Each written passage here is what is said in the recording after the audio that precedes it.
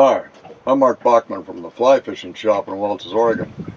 I'd like to talk to you about steelhead leaders, especially steelhead leaders for floating line, like Deschutes type fishing.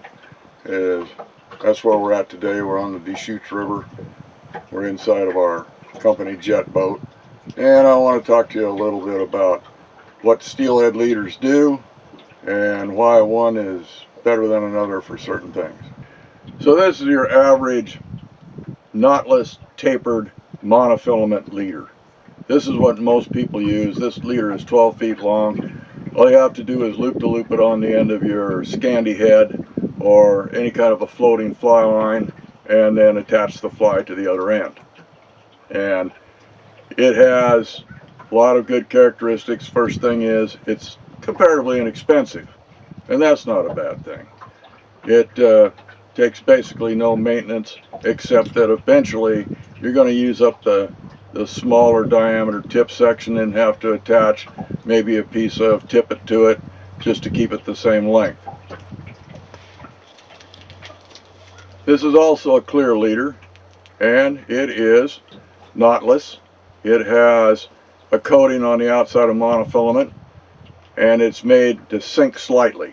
This leader is what they would call an intermediate sink rate, about 2 inches a second, and on the swing it'll fish your wet fly probably about 7, 8, 9, maybe 10 inches deep in slow water, maybe only about 4 or 5 inches deep in real fast water. This leader here is one of my favorites. It has a couple of things that I really like. One thing is it floats, it holds the fly next to the surface, or this is a great leader for fishing waking flies. It has a floating coating, which means it's lighter than water, and the best thing about it for the angler is it's highly visible. You can see this leader, you can tell exactly where your fly is at, what speed the fly is moving, etc. The best thing about this leader is you can tell exactly where your anchor is placed and how the leader is acting during your cast.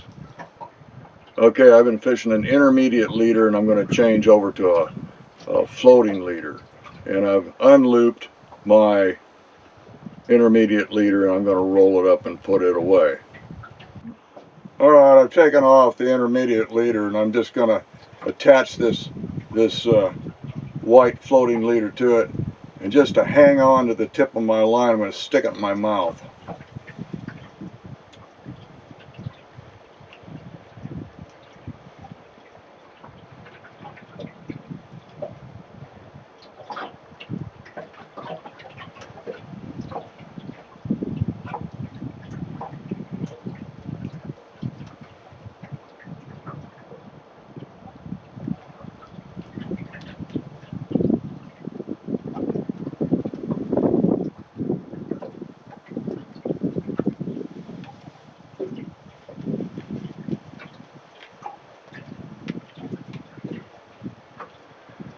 Okay, now I'm going to take this Versa leader, and I'm going to put the loop of the Versa leader over my line.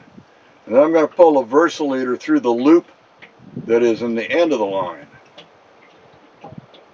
These Rio loops are really small, they're really aerodynamic, and because of that, sometimes everything doesn't want to pull through them because the fact that they're really skinny. But this one here is working just perfectly up to the knots that I've got in the end of my Versa leader here.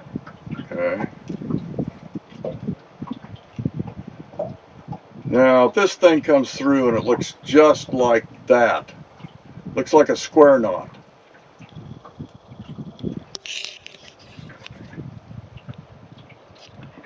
Okay, that's the way it's supposed to look. If it looks any other way but that, it's wrong. If it looks this way right here, it's right. Okay, now this white coating on the leader is exactly 10 feet long because I measured it just a little bit ago. So when they say it's a 10-foot leader, they mean this white part of the leader is 10 feet long. and it has about a foot of about 16 thousandths monofilament sticking out the end of it.